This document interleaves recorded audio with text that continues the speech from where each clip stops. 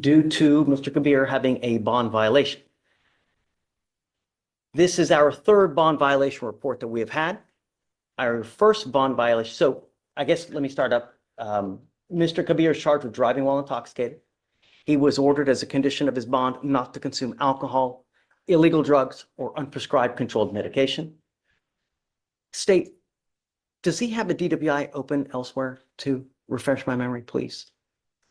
Mr. Salinas, did he not have a DWI? He currently, yes, Your Honor, He has an open DWI where? in Navarro County.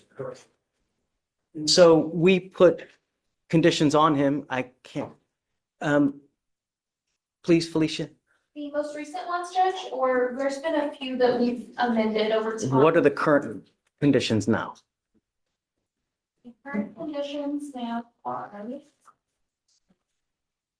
a hearing court every time the case is set on docket, no new law violations. Install a IID device in the vehicle, no driving without permission of the court, no drugs, no alcohol. Plan to obtain a scram device, and to submit to drug and alcohol testing at the court's discretion. Did he have a curfew as well? No, Judge. He originally had a curfew, Your Honor, but because there were no issues with that, we had it removed. Okay. Yes. And so now our first bond violation report that we had was September 23rd, 2024.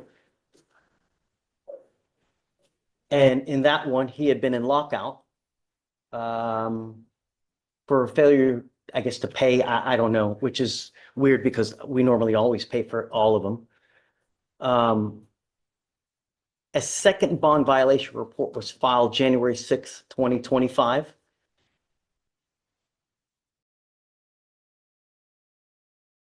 Where I guess he was in lockout again because due to no recalibration of the device. And we now, February 4th, 2025, have a third bond violation. And in this violation, the defendant was ordered to obtain a scram device and to refrain from alcohol consumption and not tampering with the device. The defendant's scram device has reported one consumption event that occurred on January 16th of 2025 at 11:55 p.m. It was also confirmed by a scram analyst as well. Correct? Yes, Judge. Okay, so. Yes, Your Honor. So, Yes. yes. So to begin with the first amended order for pretrial. So if the state wants a copy, I have a copy to show them, but Thank you. sure. So, Your Honor, just going to the very first order. As Your Honor just noted, usually agency fees are waived for that. However, the box on that for saying that the fees were waived, I believe, were not checked on that. Further, Your Honor, the main purpose here for your determination of giving someone bond in the first place is to establish that they come back to court. So are they a flight risk? And then also, are they a danger to the community? Now, Your Honor, if an interlock device is in lockout on a vehicle, it doesn't start. No one's driving that vehicle specifically. There's no way that they can. I can call a witness to testify that, but I know that you But that doesn't are aware of excuse you that. from violating the conditions. Your Honor, Are you justifying that because of that you can just? No, Your Honor, I'm trying to contextualize this because we've been here two prior settings before. I know you've concerned greatly about the number that it's at number 3 now. I'm trying to establish that the first and second, there was no indication of alcohol consumption or drug use during that time. It wasn't working. How are we supposed to know? And Your Honor, again, one of the two main points of determining what kind of bond, both the conditions and amount are, will they return to court and community safety? Here, my client who's being accused of DWI wasn't driving that vehicle. So it was impossible for him to be driving that vehicle, Your Honor. So I ask you to take that into account as far as public safety goes. As far as this latest bond violation, it's the state's burden to prove that my client violated his bond. All we have right now is a report by Scram, but no one is here to testify on behalf Well, we We'll can, get- we'll get I there. mean, we can call that, Your Honor, but We are. sure. Judge, I spoke with defense counsel today and he said that he was not requesting to have anybody come here to testify to the scram device. We have Felicia that can be called up as a witness to testify as to what happened with, and whether he tested positive or not, whether he's consuming alcohol. It's also the state's burden to prove that he did So. that. So that's, yeah. Please. Yes, Your Honor, we would call pretrial services, Ms. Felicia Charles. Okay, ma'am, would you please come up, raise your right hand? Do you solemnly swear to tell the truth, the whole truth, and nothing but the truth, so help you God? Yes. Okay.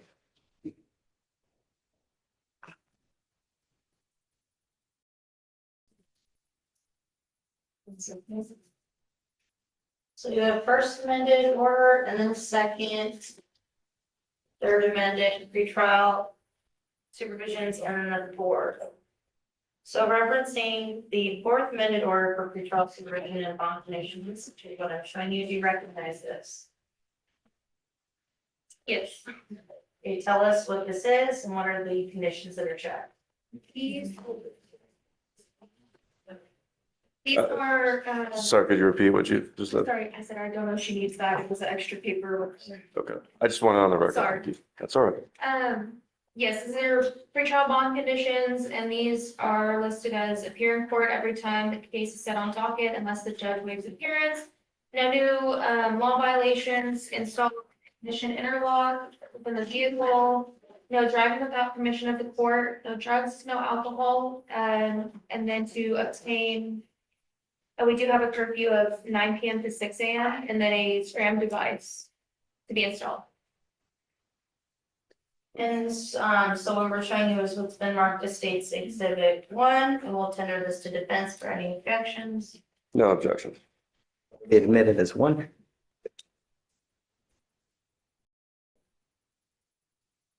So in this case regarding the scram device, can you tell us about that? Yes, so what exactly about? What is that? What's the standard procedure someone's supposed to do? Yeah, so a scram device is ordered and it tracks the press. Objection, Your Honor. The foundation, I believe the state is trying to ask her to testify as far as are you trying to establish her as like an expert on scram? And I was not trying to establish her as an expert, just from her experience, what the scram device is basically for, which she can testify to as a trial. I'd ask that the court consider that as, that testimony as a layperson, not as for the purposes of establishing expertise. So I want to know whether there is a violation for alcohol consumption. So, what day do we have any kind of hot blows? What's the amount? Do you have anything of that nature? Yes, so the report should have been provided to the bond violation email as well of the graph. And I'm showing her now what's been marked as State's.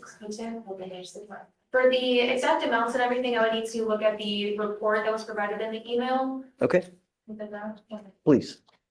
Have the graphs been printed, state, or she's just referring? Yeah, just so we can all agree on what she's referring to. And I'm showing you what we marked as State's Exhibit 6. Can you please tell us what this is? So this is a scram report sent back to us whenever the device information and data is pulled. And this is what the analysts observe for either tampers or consumption. And this is what they send us back if there is a confirmed tamper or consumption as per. Okay, so this fairly accurately depicts a scram for anybody that says this. Yes, We will tender defense for any objections and note that this has been, is it correct to say this has been emailed to defense prior to this date? yes. Defense received no objection, Your Honor. Okay, it'll be admitted. Okay, so can you tell us about the specific dates in this report again that was given to defense prior to today of the basic dates that the scram was not completed properly? Yes, so the device seems to be fully functioning. And on January 17th, Friday, January 17th, The Scram device picked up a peak TAC of 0.078%. And then established a zero baseline once again for the dissipation rates of the alcohol at 9:05 a.m. on January 17th. Say it again. 9:05 a.m., January 17th, 0% TAC was reestablished for the dissipation of alcohol. Okay, and for those dates, the ones that match on what I'm showing you is State's Exhibit 2, the bond violation report, can you please, do you recognize this? Yes. Can you please read the details of the violations here? It says the defendant was ordered to obtain a Scram device and to refrain from alcohol consumption and not tampering with the device.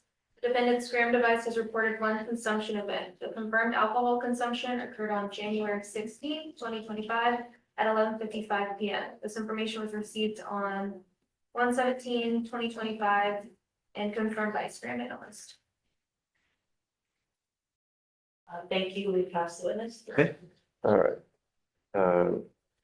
Good morning.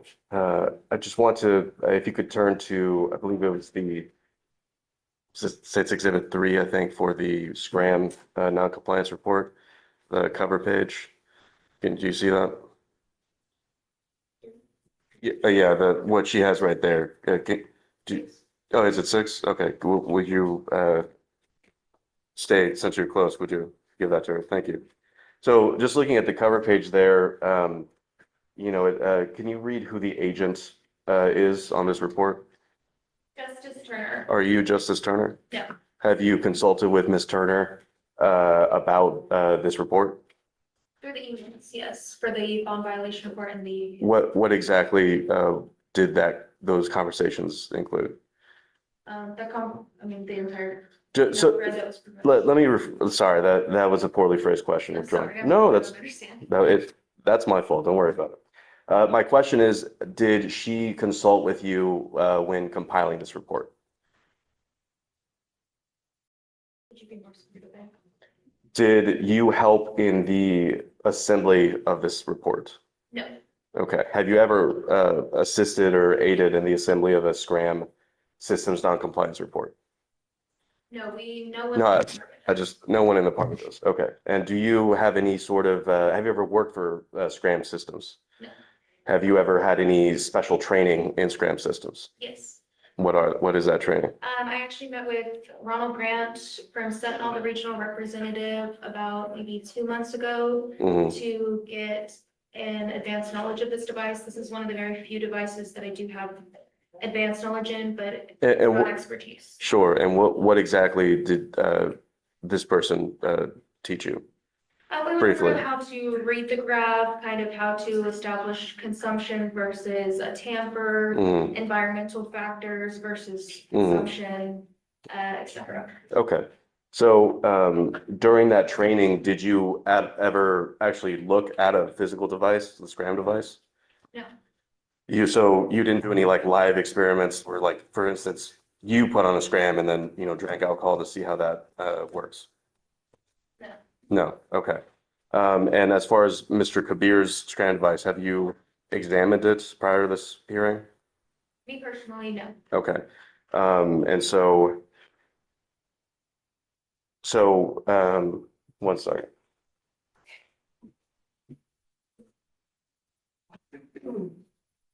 So is it fair to say that you've been thoroughly trained on the theory of Scram device and alcohol detection? What do you Is mean? that fair to say? That let me rephrase that. So, you don't have any actual technical experience with how the Scram device detects alcohol in someone's skin. Is that fair to say? Think? I don't want you to think. It's a yes or I no. I still don't understand. I'm trying to understand too. Do I not understand how a Scram device works, or have I not for myself and? Sure. So, this is pretty, is it fair to say like the science is kind of advanced here? Like when you received your training, did you have the personal opinion that was advanced science that you were learning about? I believe so. Okay. And you don't, so basically it sounds like your training, and correct me if I'm wrong here, your training was mostly so you could be able to make sense of what a report says and not necessarily how the actual device itself works. Is that fair to say? Partially, yes. Okay.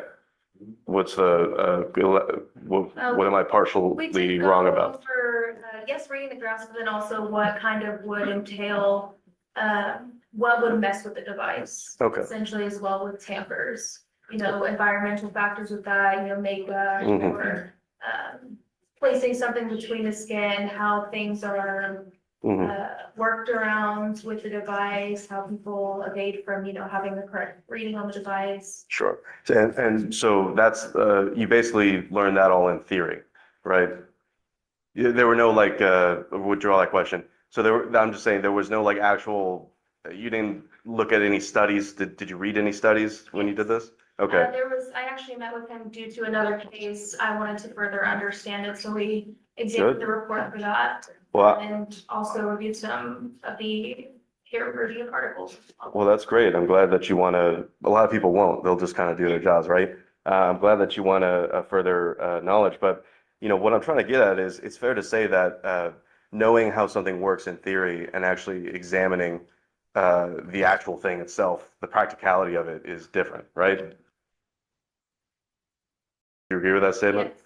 Okay, so without actually having examined uh, in your own personal observation, how a scram device detects alcohol in someone's system, it seems that, is this fair to say that you're very, very well versed on theory, which is probably more than some other people, but not necessarily on the practicality of detection?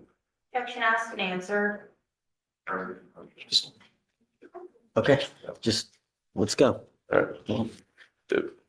Just ask the question. I don't know if that was an objection or sustained I mean, or let's overruled. just move on. I mean, we're here to see, is there a positive blow or not? She's Your Honor, testifying that it's there the- was. Sure. I'm just saying that this, all right, I'll make my argument in closing. I don't have any further questions. Thank you. Okay, closing, or wait, hold on. Anything further from the witness? Two very quick questions, Your Honor. So do you get notifications if the scrum device has been tampered with? Yes, we get notified of tampers and consumption events. And you get notifications if it's been cut off? Like, just what's been going on with the scrum device? You get those notifications? Yes. Okay, thank you. No further questions. Matt, No further questions, Your Honor. thank you so much. Okay, argument. So, Your Honor, this is a pretty basic, simple case. The bond violation report is evidence the defendant was ordered to obtain a scram device and to refrain from alcohol consumption and not tampering with the device.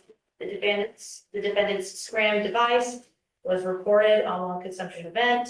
This happened January 16th of this year at 11:55 p.m. And this information was received on January 17th of this year at 5:18 a.m. And clearly, there were up to 4 amended orders for pretrial supervision and bond conditions. It was obvious which the defendant was supposed to do, and he directly violated those orders, was evident by the pretrial services and bond violation report. So it's pretty clear here that we would be asking to revoke bonds in this case. And we would just like to urge that this is a fair and convincing standard, as I already know, Judge, and it's not beyond a reasonable doubt. I don't think that we need a scientist here to prove that the scram device is a device that can be detected. Okay, Yeah, Your Honor, I agree with state insofar as this is a simple matter. Where we disagree is, I think a scientist was needed. I think someone who actually has the technical know-how of how this violation report came to be. The state did have that standard of clear and convincing to prove that my client violated this. So far, all we have is a piece of paper that is, at least for right now, is supposed to have been prepared by someone else who is not here to testify. There's no ability to cross-examine them on their expertise, on any notions of false positives, on any issues that a technical expert would actually know about the device. And without that, Your Honor, I think it's very clear that the state failed to prove their burden of proof that my client consumed alcohol. And I would ask that Your Honor, again, not revoke the bond, keep it as is. My client's here. There hasn't been any warrants for his arrest issued since he's been coming to this court. And in the allegations itself of the underlying offense, there is no allegations of injuries or accident to persons. So again, just take into account that you need to take into consideration flight risk and safety of the community. Nothing that's been established here in this hearing or outside of this hearing should lead the court to believe that my client is a flight risk or a danger to the community. And with that, I'd ask that you not revoke the bond, Your Honor. And Judge, these devices are used. Say it again. These devices are used all the time. Well, their use all the time is Just so- irrelevant to needing an expert to testify on that. Absolutely. I absolutely appreciate your tenacity. I have done everything in my power not to revoke his bond. He is on bond for a DWI in another county. He picked up a DWI here. He's had not one violation. On the first violation, I didn't take him in. He had a second violation. I didn't take him in. Now he has a third violation. It would be unreasonable for me not to. I told you that there was no tolerance in this case. You yet refuse to comply with bond conditions. I find by clear and convincing evidence that you refuse to comply with bond conditions, and I have bent over backwards not to put you into custody. But now we have a positive blow. We have someone who has testified to it, and I believe it. So I am now revoking your bond. He goes with you. We have the positive THC. He had a positive THC, right? Yeah, As well? that we sent him earlier this week. He also tested positive for THC. marijuana as well. Well, Your Honor, Here this week. that wasn't, are we still on the record then on that? Okay. Well, I would also want someone to come testify about that, Your Honor, but you know, that I'll make, I know, but I know you already made your ruling, but I was ready to testify on that because they don't have anything on chain of custody on the test itself on whether it tests cannabinoids, which Delta 8, hemp. There are a bunch of things that are THC related that could pop positive for THC that aren't THC. Regardless, we admonish him not to put anything in his body that doesn't have any delta whatever. Regardless, it's number 3, goes with you. Off the record. Sorry. Thank you. But I just can't, with an open DWI and a third, that's it. I can't just keep doing it, you know? At some point, I become an enabler and I can't do that. I can't keep doing it, you know? So. Well, I mean, Your Honor, I understand you revoked the bond. Would you consider raising it to? Well, I am going to raise it, right? I'm going to raise it to 7503 now. Well, and look, I'll just, if you could take this into account, Your Honor. This is a hired client. You know, he has every intention of taking this case to trial. So I would, you know, just, I'm not cheap, Your Honor. So if you could keep that into consideration on that. It's, you know, and it's I understand. representing him in Navarro too. No, I'm in touch with his counsel there, but no, I'm not representing him there. Okay. Yeah. But tell him this, that he's lucky that he didn't revoke him on the first 2 cases, considering that he has an open, you know, really, because, and I'm telling you now, I don't know how I didn't, but I can't just keep doing it. I can't.